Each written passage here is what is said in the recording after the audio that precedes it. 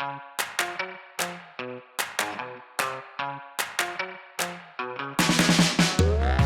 I'm Alvina Ling. And I'm Grace Lin. And we're Book Friends Forever.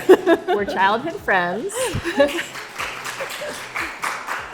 Who grew up to be a children's book editor. And an author and illustrator. Yes, so that is our official opening. And we're gonna, this is a live recording of our podcast. So we're gonna do it as we do our podcast, and then we're going to open up for questions afterwards. That'll be the little bit of a difference. So welcome to Book Friends Forever. This is the live at the Carle Museum with Melissa Hong episode.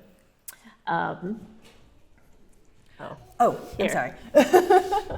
Okay, so don't forget to follow us on Instagram at bookfriendsforever_podcast. So as you can tell from where we are and the episode title, we are here live at the Carle Museum. And we do have a special guest with us, Melissa Hong, who is a writer and journalist and the curator of this wonderful exhibit that I hope all of you either have seen or will see after this. So welcome, Melissa. Would you like to introduce yourself a little bit more for our audience? Sure. My name is Melissa Hong. I am originally from Texas, Houston, Texas, born and raised there. And I've worked as a journalist. I helped co-found an Asian American magazine, independent one called Hyphen, which launched its first issue back in 2003. I was the founding editor-in-chief, and it was a labor of love, volunteer run. So I've been telling stories of Asian America for a long time. And yeah, sometimes I curate. Great. So as mentioned, after the main portion of our podcast, we are going to open up for questions. So please think about the questions you want to ask. But those of you who do listen to the podcast know that we always start by catching up with each other's lives. So Grace, how have you been? I've been great. Last night was the member opening of the show that is in the other room. I hope everybody here gets a chance to see the exhibit. The Carle staff and Melissa did a beautiful job, and they've made my art look so good. And so last night, like I said, was the member opening, and it was really, really awesome. I had friends come from all different parts of my life. I was making the joke that it kind of felt like my funeral, but I wasn't dead. So because it was just like, oh, this person from school, this person from publishing. It was just a really interesting assortment of people, but all connected through me and my work. So it was a really interesting and lovely, lovely event. So I've been doing great. How about you, Alvina? I've also been doing really great. So Stephen and I, who is in the audience, my husband and I, we came up on the train from Brooklyn yesterday, and so we arrived in time for the exhibit last night, and it was wonderful. And the conversation that you and Melissa had, and the slideshow, it was great. And so was the exhibit. There was live music and food and drinks. Chinese food, dumplings. Yes, it was great. It feels a little, I don't know. I mean, I know you said it feels like your funeral, except you're not dead, but for me, it felt more celebratory than that. More like a wedding. Yes, more like a wedding. Yes, and it's so wonderful to see, and we're going to talk about it more, but to see all of, your career and how your style has changed over the years. So we'll talk about that more later. So now, Melissa, how have you been recently? I've been busy getting ready for the show, and I've been working on it for about 10 months. And so to finally see it, I've been looking at sketches, like imagining it, in my head, and then so to finally see it in person, like in 3D, is pretty exciting. So exciting. Yeah. Okay, so I am curious. So I'm going to be mainly asking Grace and Melissa questions about the show and how it came into being. So I wanted to start from the very beginning with Grace. How did this show start? So the show started with the prior curator, Ellen Kiter, asking me if I would like to have a show at the Carle. And I was like, sure, of course. I mean, it's kind of like, I think Almost every children's book illustrator, like having a show at the Carle is kind of like a dream come true. So I was like, yes, definitely. And so she asked me that.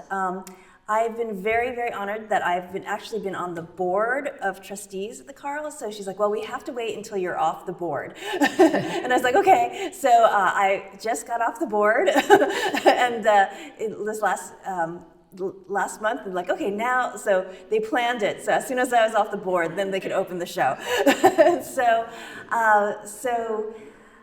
That's how it started. I know that when she first asked me if I wanted to have a show, I assumed it was going to be that middle gallery. You'll see, all of you who have been here, you'll see there's 3 wings. There's the East Gallery. East Gallery, Yeah. the middle gallery, and the West Gallery.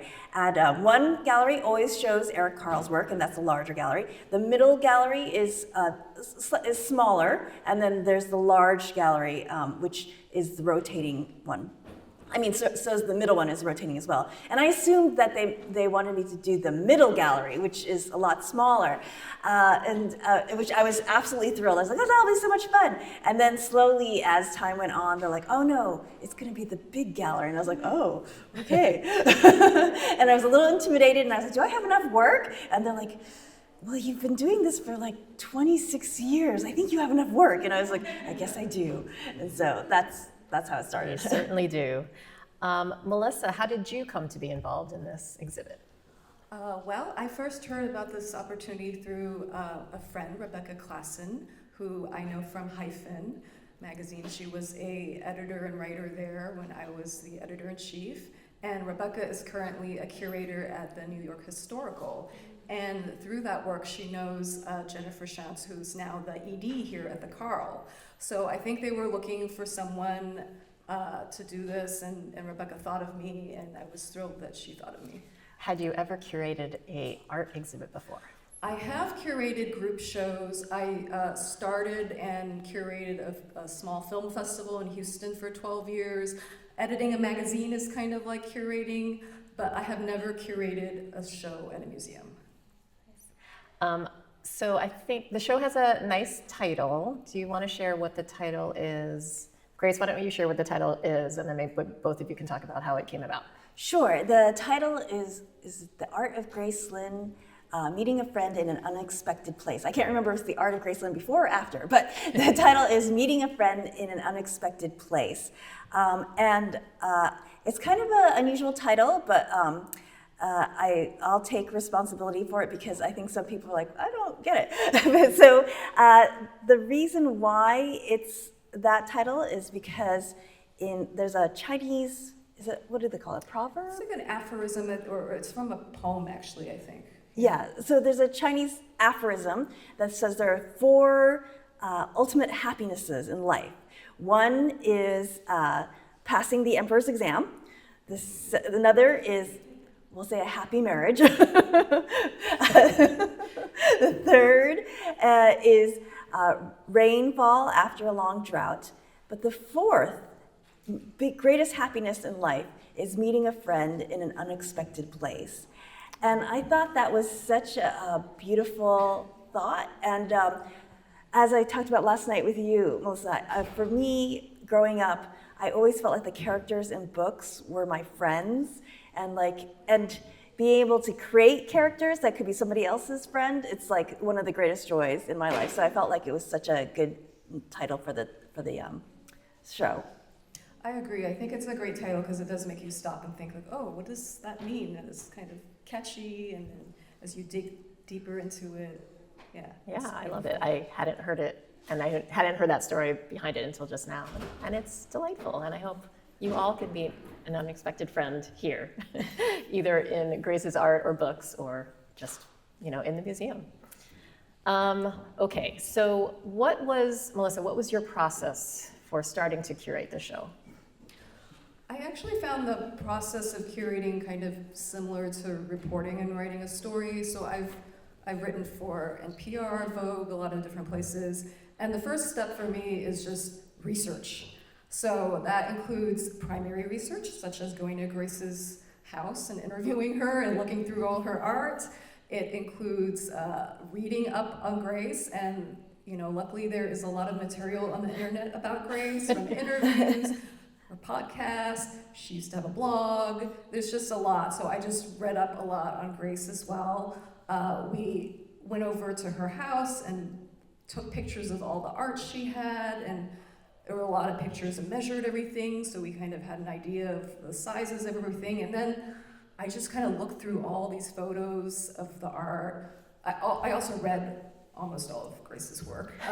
And then the next step is I just let the stuff sit in my brain for a while. It just kind of marinates in my brain. And then after some time, things kind of float up to the surface. So whether that is like a quote, something that Grace said that really resonated with me, that sometimes you hear it when you're talking to someone, like, oh, that's a good soundbite or quote. Whether it's themes that come up throughout her work, or what I notice in her artwork, and from those themes, kind of a structure emerges, right?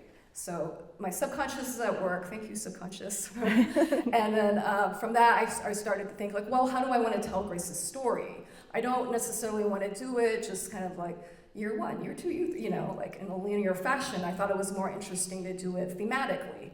So I decided to organize the show thematically. And then there's a whole, there's a lot of other people involved as well who are giving feedback, and then we start to talk about what will the design look like based on the themes that I've thought about. What can we do? Grace shared with me she was not into just white gallery walls, and I was like, well, that makes sense. Your artwork is so colorful. Let's do something colorful, interactive. How can we make the space fun? And so we started to think of different elements as well in the design. And then I also know it would be meaningful to have some of the text translated into Chinese. So that was a whole process as well. Did you write the English text? I did write all the English text. So almost every piece of writing, including all the little labels, I had to write all of those. Yeah. Wow. Yeah, well, I really appreciate that it wasn't chronological. I think that when illustrators or artists have retrospectives, it's very easy to I think, not very easy, but it's usual that it goes like, this is the beginning of the career, this is, year one, year two, year three. And while I appreciate that, I prefer the way that you did it because it does tell a story. And that's so much of how I see myself, as kind of like a storyteller. So I'm really glad that the exhibit is more of a storytelling kind of show as well. Well, speaking of chronological, though, I know the show isn't chronological, but when I was thinking about, Grace, your career and your artistic career, your style has changed. So I think viewers of the show might be able to notice the different styles throughout. So for example, Grace's first picture book, was The Ugly Vegetables. And I think you'll notice the patterns, like the swirl patterns in the sky, which I always thought of like a very signature Grace Lin style. I know you're not the only person who does that, but you have all these patterns. And I feel like in a lot of your later work, including A Big Moon Cake for Little Star, the patterns are different, and the style feels very different. So I wonder if you could just describe, or tell us how you would describe your early style, and then maybe how it's changed. Sure. I think the earlier style, it's interesting because in some ways I don't really think of it as early style versus late style, though I probably should. But I more think about how each style fits the story. So this is a very this told in a first-person narrative. So it's like, my mom does this book, blah, blah, blah. My mom digs the garden. I dig the garden with her. And so it's told in a first-person narrative, and the first person is obviously a child. So to me, when I illustrated this book, it made sense that the art was more childlike, So I really leaned into much more of the folk art kind of looking inspirations that I have, and all the things that would interest me as a child, which were all like the patterns and things like, and patterns and the colors. And so I was trying to see it more through a childlike lens. And then as we got further, like maybe, like a big mooncake for a little star, it's not told from a child's point of view. It's kind of like, it's kind of told from this like, omniscient, like, and I want to show the way that the story goes is like, I want the viewer to come up with their own, to see the secondary story, to see how when little star eats that mooncake, it becomes the phases of the moon. So it's like the pictures tell a different story, right? So that's why I kind of leaned into a different style in a way, because I felt like the method of storytelling asked for something different. And I know we refer to the style that you use in A Big Mooncake for Little Star and A Big Bed for Little Snow and Once Upon a Book as kind of a fadeaway style. How did you come up with that style? Yeah, so, and I think, whoa, as everything falls down. And these books, and I think as time has gone on, I've become much more purposeful with the kind of art style that I do. I think, with The Ugly Vegetables, it was just seeing things from a child point of view. And then I started doing the novels, and then I started doing the early readers.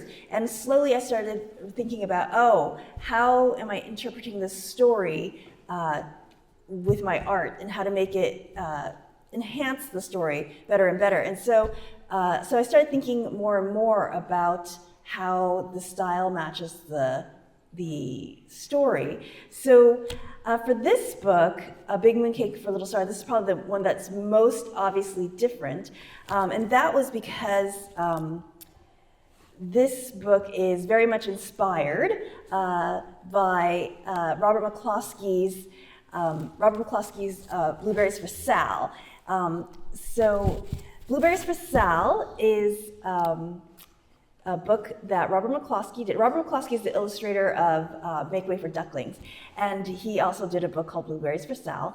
And Sal is actually his own daughter. It's Sal. Sal is short for Sally. And so by casting his own daughter as in his book, he kind of casted her as like this all-American girl. And so I wanted to do the same thing with my book, because this book, I cast my own daughter as Little Star. And that's why the end papers are an homage to Blueberries for Sal. And you can see this in the end paper show that's in the middle gallery.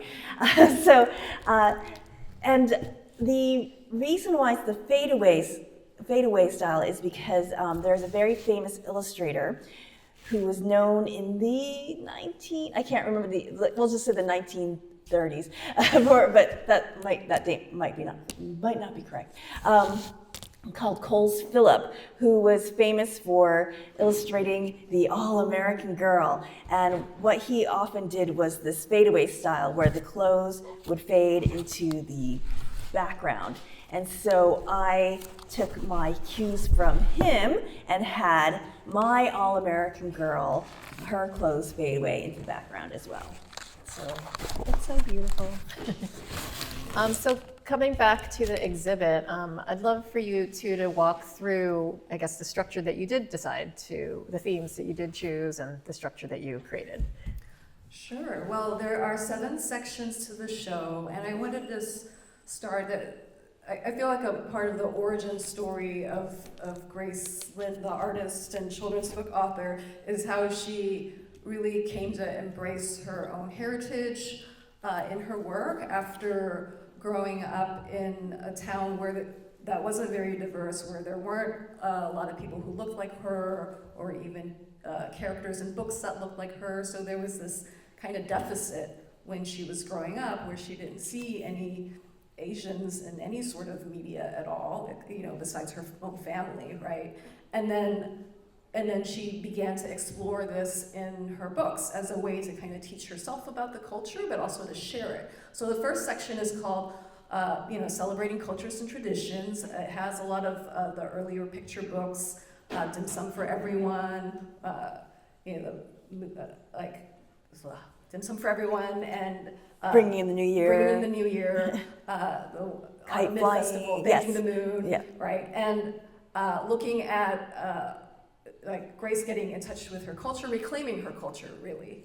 And then the next section is dedicated to Ling and Ting, which is an early reader series featuring twins, Ling and Ting, and this idea that is really, it's celebrating like individuality. A lot of your other work is celebrating kind of similarities between people. But this one is really celebrating individuals, right?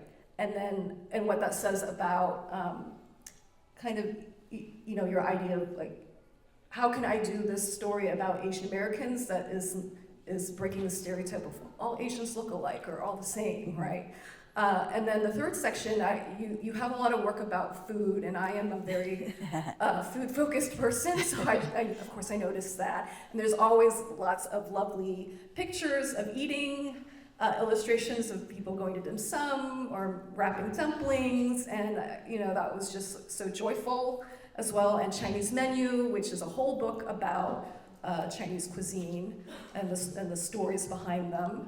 And so there's a section called Stories of Food, which is dedicated to that, which has Chinese Menu and a lot of these other illustrations. And there's some really beautiful spot illustrations of dishes in this book.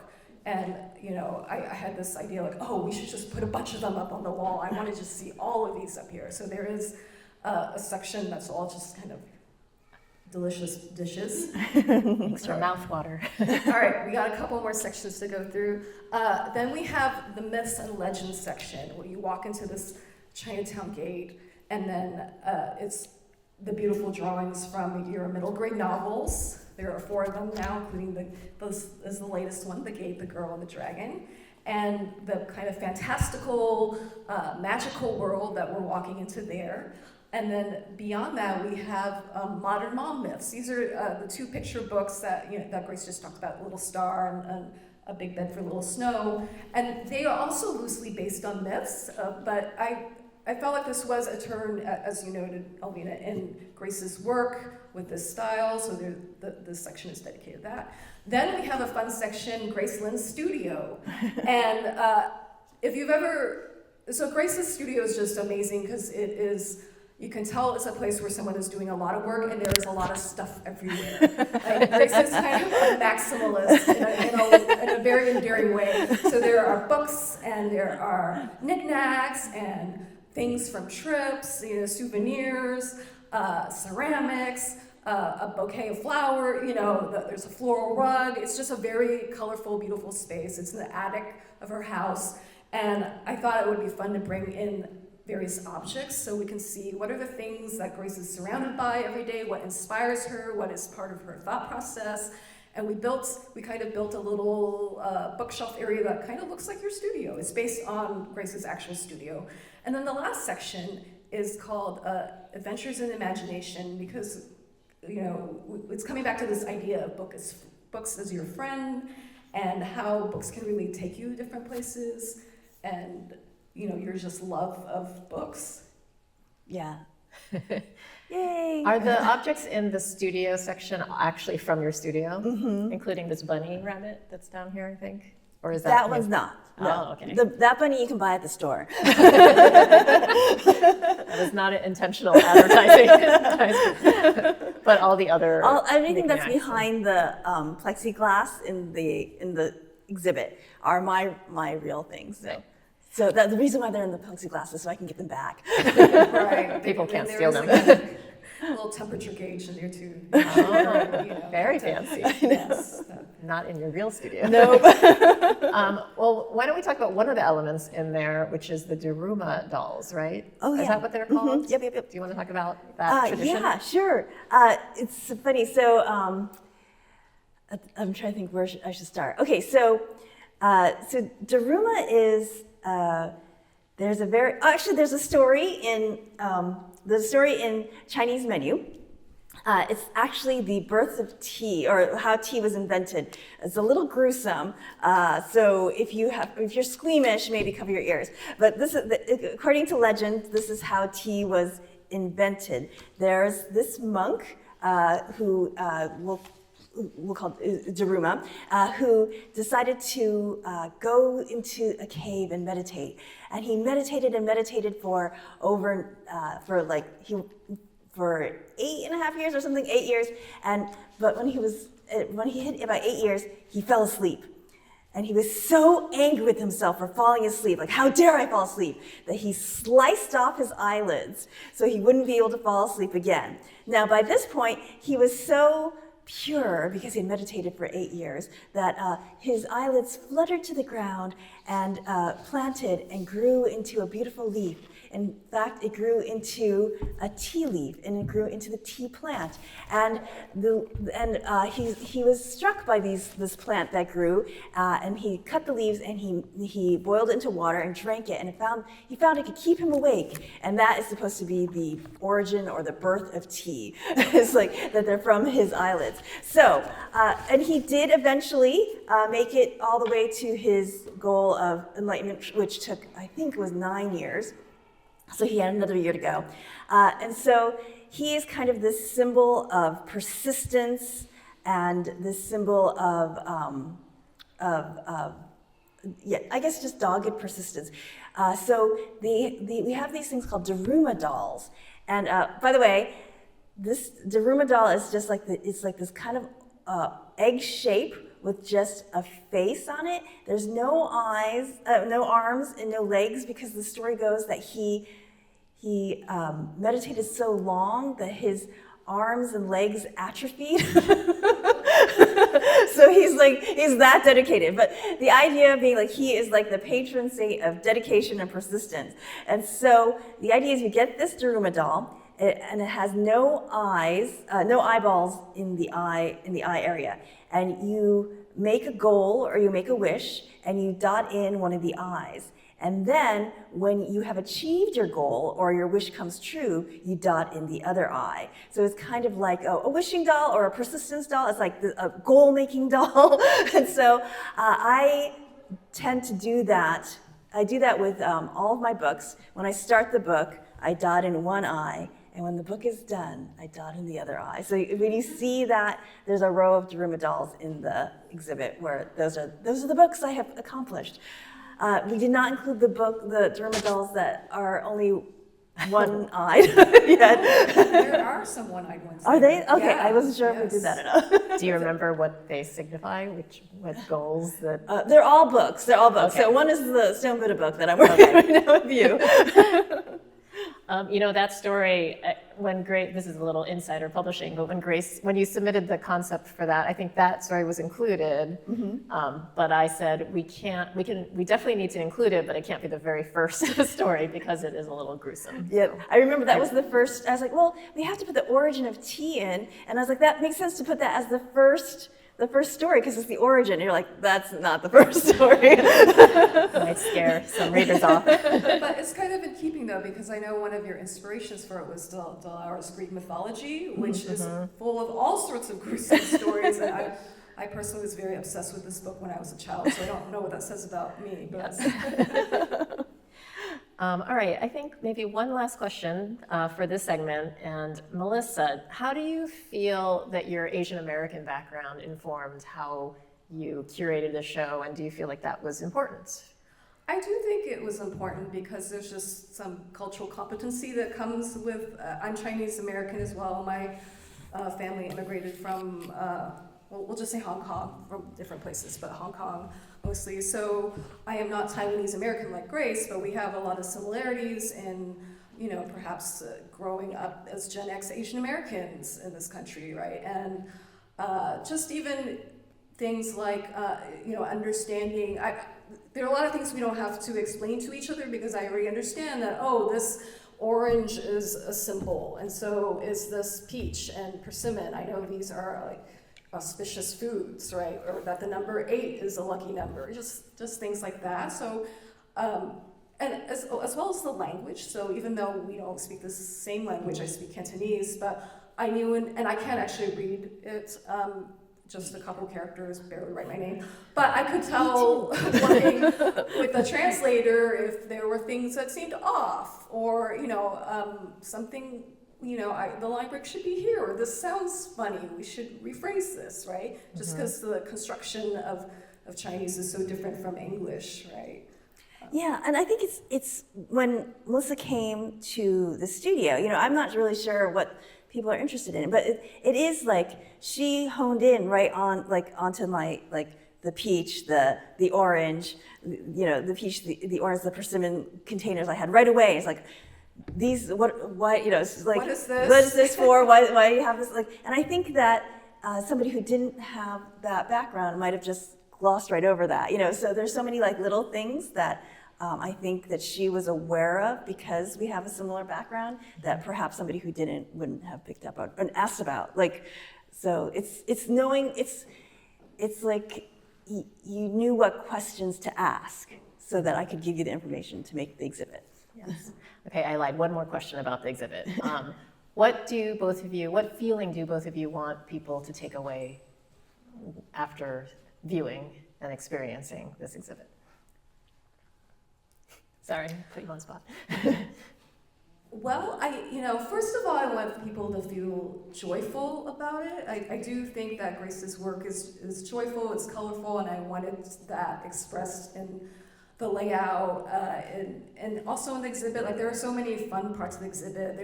They were in the food section, there is a table. I was like, we need a round table here, just like you're in a Chinese restaurant, and a little dim sum cart, which they procured. A small child-sized dim sum cart, cool. And I actually also wanted a parabolic speaker on top of it. Can we pipe in the sounds of a busy restaurant? But that was a little bit too much and perhaps too loud. And we have this Chinatown gate, and we have a little bunny throughout for the what they call the family labels that are lower for the on the wall so kids can read them. But bunnies appear a lot in Grace's work, and they're kind of like a guide in her stories, and I was like, it would be great if we had bunnies guiding us throughout this exhibit. So that's part of it. But there's also a really deep humanity behind your work that I think is driving it, and about acceptance, about celebrating different peoples, about being proud of our culture, and I want that to come through as well, which I think, if people take the time to read the text, they'll see that. Yeah, I think the same thing. I think I want people to come and see how joyful it is and how happy, my husband and I have this conversation once in a while about how we overheard somebody once say, oh, have you read this children's book? I won't say, and they're like, oh, no, I haven't. It's like, you should read it. It's not just a kid's book, it's so dark, it's so gritty. And as if the darkness and the grittiness is what gave it its depth and made it acceptable for an adult to read. And that really bothered me. I was like, how come we immediately say if something is dark and gruesome, it's deep, right? And my hope is that when they go through this exhibit and they see the joy, they see it's bright, they see it's light, they see, but it's not shallow. There's a depth to it, even though it's bright. And it's the goal, maybe not the goal, but the hope is that people can see that something that is bright, something that is cheerful, something that is joyful is just as deep as something that is dark and gritty. That's true and wonderful. All right, so we're going to move on to a short segment that we call the fortune cookie segment, where each week is different. Sometimes it's a little bit of news, sometimes it's what we're reading or working on.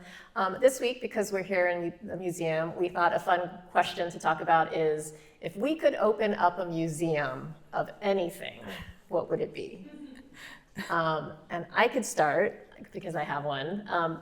So Grace knows this. I have a stuffed dog that I've had since I was little, that I've loved to death. No, not to death.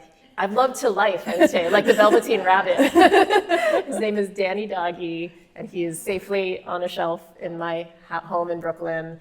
But I feel like a lot of people have these lubbies or these, these safety blankets or whatever it might be. And it might be nice to have a museum that's a home to all of them. Aww. And with, I don't know, maybe a tribute about who they are and why they're so special. And they can all come to life in this museum together. And so that's my idea. Oh, that's such a good idea. I know, I asked Grace, do you want to hear my idea? No, I wish I had heard it earlier, so then it would have been smart. Okay, you go first, because now I'm trying to think of a better one than I. No, yours is great. Well, I took the train up here from New York, and then I was thinking about, as I mentioned before, I'm very food focused, and what a joy it is to eat when you're in transit. And also, oh wow, we're in the air and you're serving me food, or you used to serve me food, not anymore on a domestic flight. But the in-flight meals, the train meals that you can buy in like Taiwan or anywhere, Tokyo, and the history of that, like how they have to adjust the meals in the air to make up for the fact that your taste buds aren't tasting as much. I think they season it extra. Oh, right. Yeah, but I would love to learn more about the history of all the food we eat in transit. Oh yeah, that's great. I love that. All right, Grace. Okay, so I was talking to my daughter about like, what would you do? And she's like, well, like I think it would be fun to have all the books that were like printed upside down, or all the things that were like, or The misprints. all the misprints and things. I was like, oh, so like a museum of mistakes. And she's like, yes. And so I was thinking like, oh, it would be, and not just books, like any kind of, like all the things that were like mistakes. Like then it'd be interesting, like there'd be a section of mistakes that worked out, and a section of mistakes that like definitely didn't work out. So it's like a museum of mistakes would be really interesting. When it comes to mistakes in books, my colleagues and I talk about it a lot, because a lot of times it's their learning opportunities. Sometimes it's like, oh my gosh, we can't believe that we let that book happen. And sometimes it's a printer issue. But my favorite, and this is not one published by my publisher, but one of our editors, Susan Rich, is the editor of the Lemony Snicket book of a series of unfortunate events. So the advanced reader copy, the galleys, unfortunate was misspelled, which they thought, oh, well, we'll say that was on purpose. Everyone notices, but she still has a galley. So that would be in the museum, Yes. I think. And maybe that would be the successful mistakes. Who knows? That's true. So I think we can do a Q&A and then end with what we're grateful for. But if anyone has any ideas for your own museums, does anybody have a good we'd museum? love to hear that too. But we're happy to take any questions if there are any questions or comments from the audience. There's one right at the front. Oh, wait, hold on a second. She's coming with the microphone.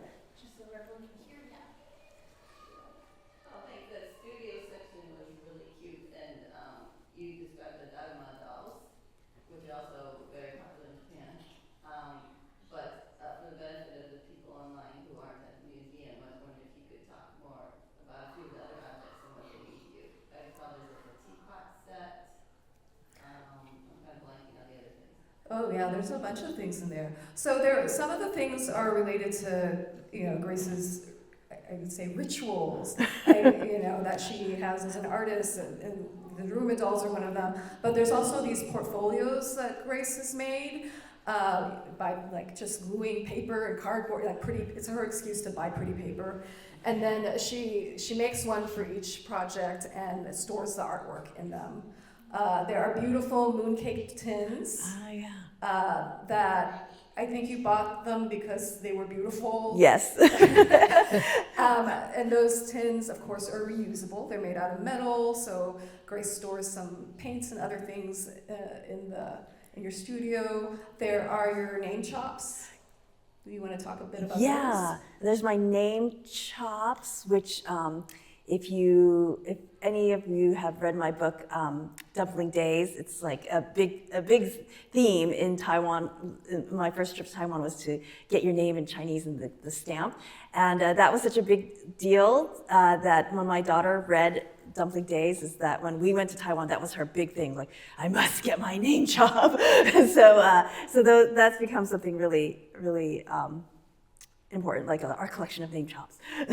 There is also a blue willow clock. So there is this clock that has this pattern. It's kind of a famous pattern, and it looks kind of Chinese, but it's actually made by an English guy. And he also made up a story to go behind it. So Grace has been kind of meaning to reclaim the story or write it in her own way, and the clock is there to kind of remind her of this. And there are several ceramic objects. Yeah, There's also the longevity pattern, some dishes from your mother. Yes. Yeah. Yes. That was really interesting. So you'll see there's a collection of like yellow plates, and these are this is a special pattern, a longevity pattern plate that my mom gave me.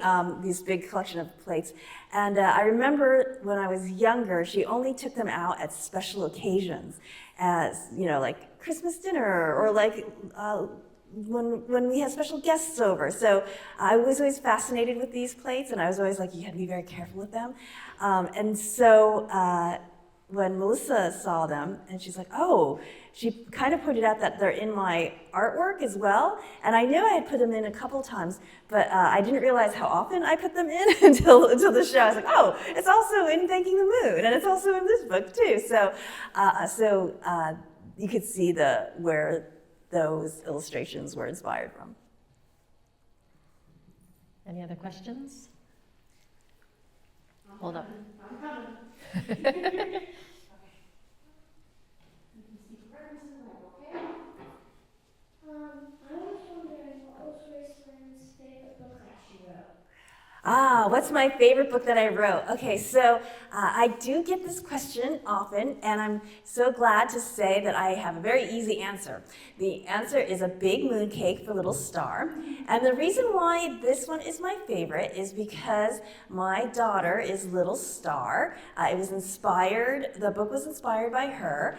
And also I took photos of her, and I used her as a model for Little Star. So she very, very much is Little Star. So if I ever say any other book is my favorite, she kind of gets really annoyed with me. She's like, wait, how can you say Little Star is not your favorite? I'm Little Star. And so A Big Mooncake for Little Star is my favorite, for the record. What's your favorite Graceland book?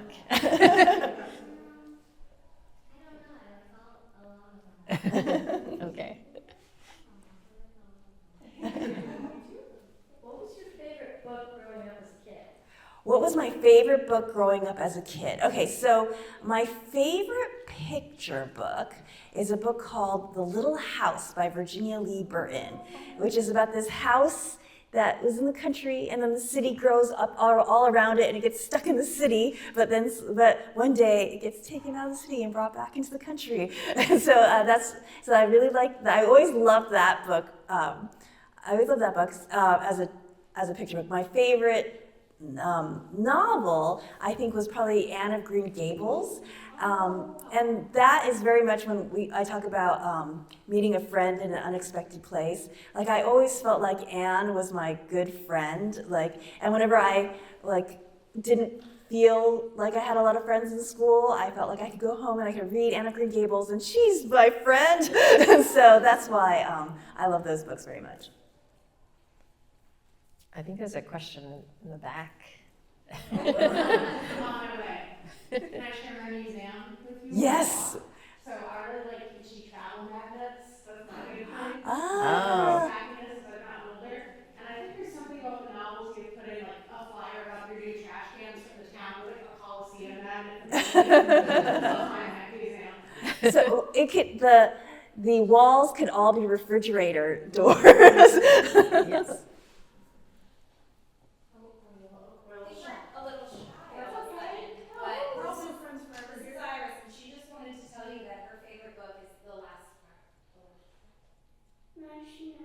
Oh, The Last Marshmallow.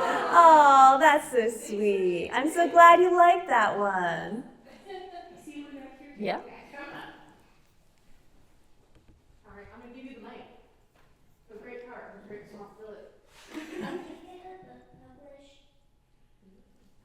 Can you say it again? That's for you. So I'm an editor at a publishing company, and generally these days, the steps to getting published usually starts with, of course, writing the book. So you have to write the book and revise it and make sure it's the best that you think it can be, maybe have other people read it and give you some notes and revise, and then try to find an agent. So an agent is someone who represents your work to publishers. And I would say the majority of book publishers these days only accept submissions from agents. So that's why an agent is very important. And the agent knows all of the editors really well, and so can kind of match-make your book. So if you have a fantasy, for example, the agent knows which editors like fantasy books. If it's historical fiction, then they know which editors like historical fiction. And they submit the books to all the right editors, and then ideally, the editors will say, I love this book, and I want to publish it. So for me, if I read a book, a submission that I want to publish, I have to bring it to our acquisitions committee. So we have a committee with our marketing director and our sales director and our creative director and all of the directors. And so I'll say why I love the book so much and why we should publish the book. And then everyone weighs in to say, I don't think we should publish this book, or yes, I think we should publish this book. And ultimately, we have someone named the publisher, and she gets to decide, yes, let's make an offer on this book. So if she says, yes, let's offer on the book, then I can say, here, I'm going to give you this much money to publish the book, and then we work together to publish it. So with Grace's books, we work very closely to edit. We edit it more to figure out how to make it the best book. You have to revise it again and again and again until you revise it many times, and then if you do the illustrations, or somebody has to do the pictures if there's going to be pictures, and if you're doing pictures, you send everything. You send the pictures and you send the writing to the editor, who sends it to the printer, usually in another country, and then you wait a whole year, and then maybe two, and then one day a big box will show up at your door, and you'll be like, here's the book. Here's the book. I published a book. Yes, picture books usually, I would say on average, maybe a year and a half from when an editor acquires a book. I would say a novel, if there's no illustrations or just black and white illustrations, it can be faster, 9 months to a year, probably a year. So that's the process. Thank you for that question. Any other questions? I'm done. There you go. You're welcome. This is a question for Graceland. I was wondering, at any given point, how many books do you write at a time? Oh gosh, how many books do I write at a time? Well, in some ways, I'm always only writing one at a time, and I'm always writing like 20 at a time. So it's like, I think, I remember talking to an author, and we were talking about how it's kind of like burners on a stove, right? And you have one story that you're working on, and that's on high. Like the burner's like on high. But in the background, you have all these other burners, these little pots that are like slowly simmering, and like it might just be a really, really low simmer that like it's barely heating up. And some of them, either there's just pots of water on a burner that's not even lit, right? But so that's like all the other stories and the other story ideas are just sitting there waiting, and some of them they're all percolating, but I'm only really focusing on one at a time. We have to wrap up, so Grace will be in the Great Hall signing books. So if you do have additional questions, you can ask her then. But I just want to thank Alvina, Grace, and Melissa for coming today and doing the podcast live. We really appreciate it. Thanks. Do we have 2 minutes to just do our closing? Absolutely. So we always end with what we're grateful for. So I'll just quickly, I can start this week. I'm grateful for the Carle Museum for having an exhibit of Graceland's incredible work.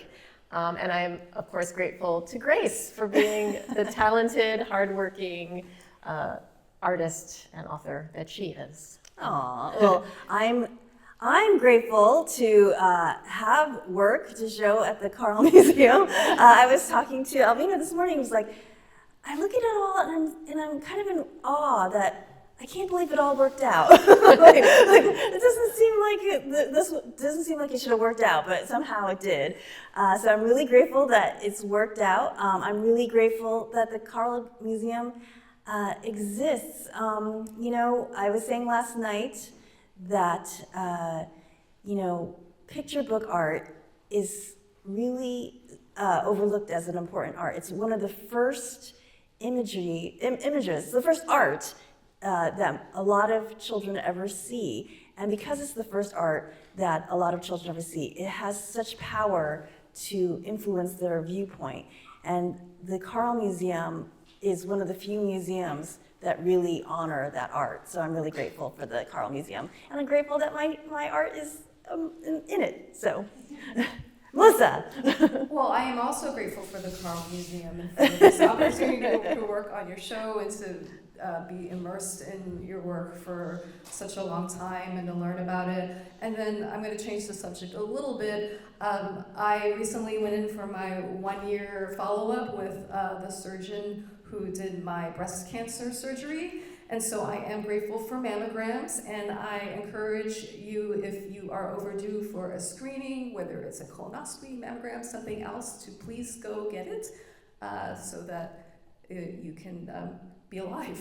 Yes, definitely. Yes, especially the colonoscopy. Some of you are too young to have to worry about that for a long time. Okay, and that was the Live at the Carle Museum with Melissa Hong episode. Thank you, Melissa, for being here with us. Thank you everyone here also for joining us, and thank you to the Carle Museum, especially Courtney, and all the staff to help coordinate this event. And thanks to Alex at Pastryworks Studio for editing this podcast. Please rate and review us on Apple Podcasts and tell a friend about it. And tag us on social media using the hashtag BookFriendsForever, or send us a message via Instagram at BookFriendsForever_podcast, or via our website, bookfriendsforever.com. And please join our Patreon. The link is in our show notes. Do you know that we have over 300 episodes? This ending has not changed in 300 episodes, and yet I still have to read it. Yes, we changed this a little bit. So I'm Alvina. I'm Alvina Ling, I should say. You can find me at Planet Alvina on TikTok and at Alvina Ling on Instagram, Blue Sky, and Threads. Melissa, is there some place people can find you? Sure, I'm on Instagram and on Blue Sky. On Instagram, it's Melissa Hong, TX as in Texas. And then I'm Melissa Hong, HUNG on Blue Sky. And I'm Grace Lin, and you can find me at Pacey Lin on Instagram and Threads, and author Grace Lin on Facebook, and Grace Lin author on TikTok. Have a great week. And don't forget to read. Bye. Bye. Thank you, everyone.